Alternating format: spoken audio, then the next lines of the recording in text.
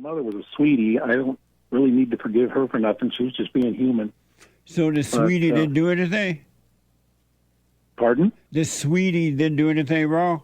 So the To sweetie me, never did anything wrong? it is what it is, you know. Was it the right thing for her to do that? Was it the right thing for her to do that? Was it the right thing for your mother to do to spoil you like that? Was it the right thing for your mother to do to spoil you like that? Spoiled me better? Was it the right thing for your mother to do to spoil you like that? So then, was it right for her to spoil you? No. I'm sorry? No. Why is it so hard to say that? Craig, let's try it again. Go ahead. Okay, yeah. Well, you know, my original question had to do with Jesus and how, you know, some people talk about him all the time, and then other people, they don't bring his name up, but yet they appear to be representing him nonetheless. And after you were talking a while there, I was kind of thinking of a couple other questions to throw in there, and I guess my first question is, when you were on the plantation, when you were growing up, how did you meet Jesus? How did I meet Jesus? Or did you already know him? Is it what does that mean? I don't understand that. How do you meet Jesus? Well, that's kind of at the Billy Graham crusade when you go down to the altar and you become transformed. Doesn't happen to everybody, though. Did that happen to you? Not at Billy Graham, but I mean, I used to listen to all the televangelists all the time when I was growing up. And they'd say, "No, go ahead." You know, Pat Robertson and Ben, right? And I'd be out partying, and then I'd come on inside and all hungry and goofed up, and I'd listen to them, and nothing would happen. But it made me feel better to pray along with them on the TV. Right. And so, did you meet Jesus? I did, but not there. I met him in church. And how did you meet him? How did you meet him in church? I think I met him through other people, because I went up to the altar and I just went up out of obedience and I raised my hands. These little church ladies were praying for me. This man Anson, I'll never forget him. He had such a loving heart, and they prayed a prayer with me. And I don't remember the specifics of the prayer, but all of a sudden I felt kind of like a little jolt of electricity, kind of like a brrr. It kind of went through me, and I was changed from that day. And so it became not just knowing about God, but actually I felt as if I was in communion. And so you met Jesus that day? I believe so. And you met him with that little thing that went through you, you say? Well, the evidence that I had was I was different the very next day. I wanted to clean the house. I was just on fire. And, of course, a lot of that was connected with getting into that church, I guess. But I still felt as if though I had changed. There was a transformation in my life. And you changed from what to what? Somebody who didn't know him to someone who met him. I'm guessing. I'm not sure. I just knew that I felt a little bit more empathetic to people. I felt a little bit more loving. I wanted to learn the Bible.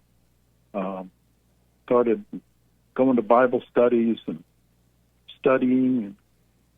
So you became. It wasn't all uphill. I mean, I had many relapses, but. So you changed intellectually? I don't think so. No, it wasn't intellectual. And so, are you still changed?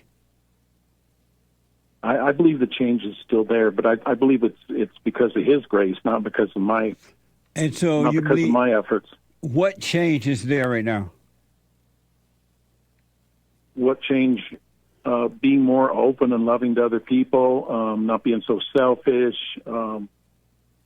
not conflating Jesus with politics necessarily, although there are some principles in politics that are strong Christian principles and that we need to uphold. But I'd say on an individual level, it's just being more open to other people, feeling a compassion to teach them what I know, which, I mean, to be honest, isn't much. I couldn't have my own show, but I don't know. Amazing. And so your question for me is what about that? Well, originally my question was going to be, because you're a man, you don't bring Jesus up a lot, but it seems like you have homespun wisdom that's just spiritually discerned, and I just wonder what your take is on it. I mean, do you think it's more important to live Christ in you as a communion lifestyle than it is just to say his name all the time and try and use that? I have to admit, Craig, I don't know what your question is. All the language you use doesn't make sense. But because I've heard the language so much, you want to become a living being, not just talking about the name of Jesus. Because the people who just talk about the name of Jesus, Jesus this and Jesus that, they're just intellectually talking about him, but within themselves they don't know him. They're not a living example. That's why they throw out his name so much, because they don't want you to see that they're not a living example. It's just words, just speeches. I guess it would be somewhat similar if we went to a basketball game and we met LeBron, and then we told everybody about LeBron, but we never really even knew LeBron. We just met him and got an autograph. 100%. A perfect analogy. They just know about him intellectually, and they don't know him at all. They just know about what someone said or what they read. So they just know him intellectually, in the imagination. And that's why it's holding them back from knowing the Father, because they don't really know the Son. They just know about him. Well, thanks, Jesse. I appreciate that encouragement and insight. Have you heard me say, go and forgive your mother and father? Yes. Have you done that? Well, they're both passed, but I've done so in prayer. Meaning what? Well, my father's the one that I needed to forgive more. My mother was a sweetie. I don't really need to forgive her for nothing. She was just being human. So the sweetie didn't do anything? Pardon? The sweetie didn't do anything wrong? I mean, sure she did, but so is everybody else. I'm not. No, you said there was nothing to forgive your mother for. She was just a sweetie. So you're saying the sweetie... No, she didn't do anything wrong. So the sweetie never did anything wrong? Oh, no. I wouldn't say But you're talking out both sides of your mouth. You're saying that I didn't have to forgive my mother. She was just a sweetie. My father's who I had to forgive. So which implied that the sweetie, mama, never did anything wrong, right? Yeah, I mean, if I was in court trying to defend her, I wouldn't bring up everything she done. I would just answer questions. But you're saying that the sweetie did nothing wrong, right? She did. So why did you say she didn't? Because I forgave her. But you said the sweetie never did nothing wrong to forgive her for. Well, I mean, the only thing she did to me, if I could say was wrong, is she spoiled me too much. And so would a sweetie spoil the child? I don't know. Yes, you do. I mean, she was too easy on me. Would a sweetie spoil the child? No. And so why you think you don't need to forgive her for that? Well, maybe it's myself I need to forgive for taking advantage of her. How you gonna take advantage? You were the child. The adult was spoiling you. No, but you got to understand, I was a child up until I was 50. Right, but she has set you up to be what you became. Yes. And that might have not been perfect. When you say she never done nothing wrong, that might not have been the best textbook way of being a mom. Was it the perfect? Pardon? The purpose? Was it the right thing for her to do that? I don't know. Yes, you do. I mean, it is what it is, you know. Was it the right thing for her to do that? Spoil you like that and mess up your life all the way up to 50? Well, I was the one that took advantage of it. Was it the right thing for her to do that?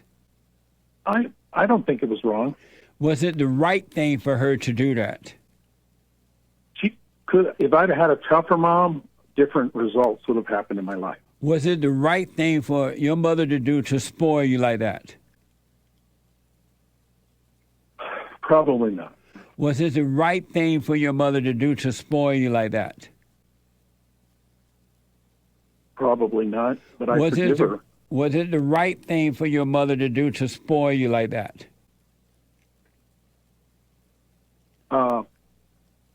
Not sure I understand. I mean, are you saying that she could have done it better? She could have spoiled me better? Was it the right thing for your mother to do to spoil you like that?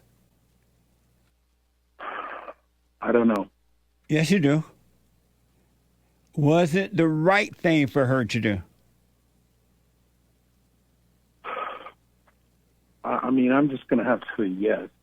So it was the right thing for the sweetie to spoil you. I needed the attention.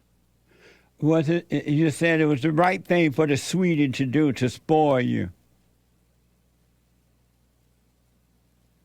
I really, I mean, if I'd had a tougher mother, I would have probably felt differently about, well, it has to do with my father. He's the one that really was the spoiler. He spoiled me.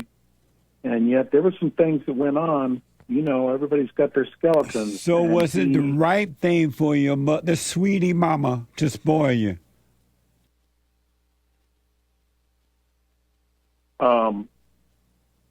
Jesus probably wouldn't spoil me. Was it the right thing for your sweetie mama to spoil you? Well, I always called her sweetie. Was it the right thing for sweetie mama to spoil you? I don't know, Jesse. I really don't know. Maybe you think I do, but I'm not sure which way to go on this one. Why not? You don't know if it was right or wrong. Well, I mean, I know that other people would say it was wrong. But what would you say? I would say she did the best she could. Was it right or wrong for her to spoil you?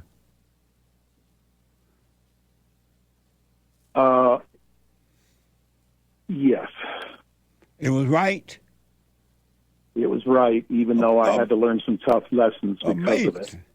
And when you say you took advantage of her spoiling you, what do you mean by that? That means I got lazy and codependent on her. And so had she not spoiled you, would you have done that? No, I mean, emotionally, I'd still... I relied on her. I counted on her, but I would have gotten tougher. Had she not spoiled you, would you have done that? Done what? Relied on her and took advantage and been lazy and all that. I would have always relied on her. But I would not have taken advantage. I would not have taken advantage of her. If she had not spoiled you, would you have relied on her, got lazy, and took advantage of it? No. I would not have gotten lazy, and I would not have taken advantage of her. So was it right for her to spoil you? Well, I've learned. And so was it right for her to spoil you? I mean, she wasn't really big on Jesus. She would say, so whatever was it right would be. for her to spoil you?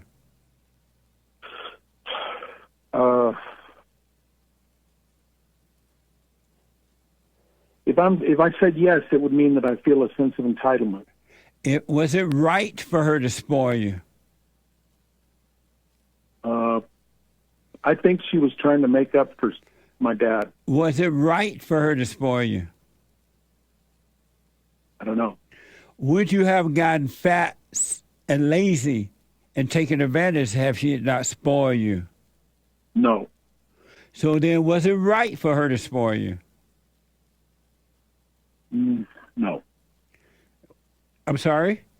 No. Why is it so hard to say that? Because I don't want to admit that she did something wrong. How will you be free? How will you be able to forgive her if you don't face that? Okay. You No. got a point? No, that was a question. I have to be honest. Honesty is the first step of forgiveness. How right? will you be able to forgive her if you don't admit it that she was wrong for doing that? Okay, I get your point. No, it was a question. But I couldn't, could I? I mean, how would I forgive her? I mean, I just have to.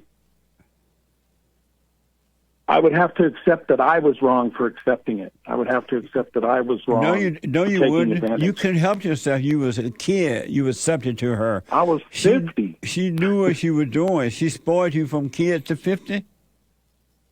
Yeah, almost. She bailed me out of a lot of problems. How old are you now? 63. And she took care of you until you were 50? Well, I took care of her the last few years. But she took care of you until you were 50? In a way. Amazing. And because of time, what do you need to forgive your father for? What did he do to you? My father was guilty of emotional incest. What's emotional incest? Well, it just means that he was very close to me. I was his boy. And he spoiled me by giving me money all the time. But he wouldn't give me intimacy. He didn't know how to express intimacy. And he didn't know how to be close to his son. He didn't. And where did you get your intimacy from? Friends. And your mama. And mama. And so your father took care of you financially. He fed you. He put a roof over your head. But he wasn't intimacy with you?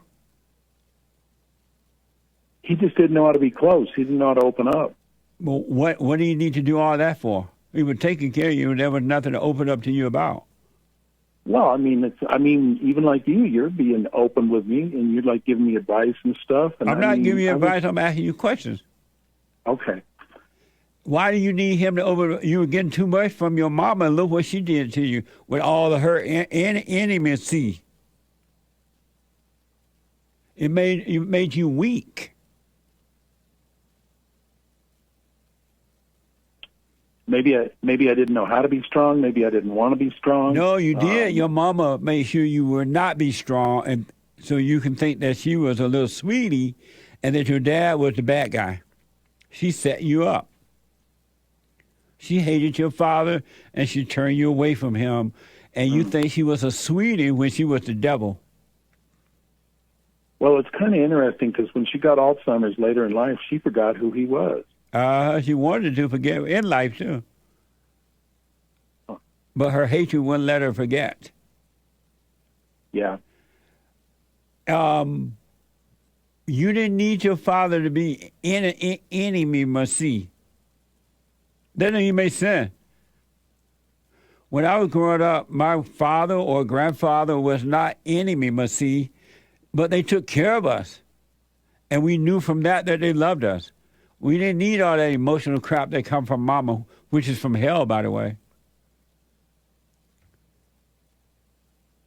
Are you fat now? Pardon? Are you fat? Yes. Am I fat? Yeah. Yeah, I mean, I'm getting older. It's coming off slowly, but yeah. You fat, right? Yeah. That come from sweetie mama babying you. Well, now I baby myself sometimes, and Right. that's the problem. You became like your mama. She set you up. Though mama is dead, she still lives in you. Yes. But Jesus lives in me. Mama lives in you. dead. Jesus ain't there. That's mama. Food for thought, Jesse. And so you wanted your daddy to treat you the way your mama treated you? No. Well, then why are you complaining that he wasn't intimacy more? He didn't know how to. He was emotionally intimacy or whatever you said. Why you wanted him to be that way? If that I don't. But then I didn't. What? I fought against it. Against what? Well, before I was at 9 or 10, I was his little boy, and I mean, I was pals together and all this stuff, and I was more intimate with him than I was with her. But you wanted your mama to be intimacy with you. Yeah, but then they'd say, well, that's not right. It's not. They'd say, look what it did to you. Well, look what it done to you. Because of time, here's what I recommend. Do what you want. Stay in your hell or you can overcome it. Forgive your mother for setting you up like this. She couldn't help her. She hated your father. She hated God. She hated everything good. She could not help it. Satan was her daddy. Forgive her. She couldn't help herself. And forgive your father for not protecting you from her. He couldn't help himself. all right. And do the silent prayer. You know about the silent prayer? Not really. www.silentprayer.video on my YouTube channel. I want you to start doing it. Do your little hooping and hollering to Jesus. And when you're done hooping and hollering, you can go to rebuildingtheman.com/prayer and start doing that, all right? Service. And I have to admit, all right, buddy.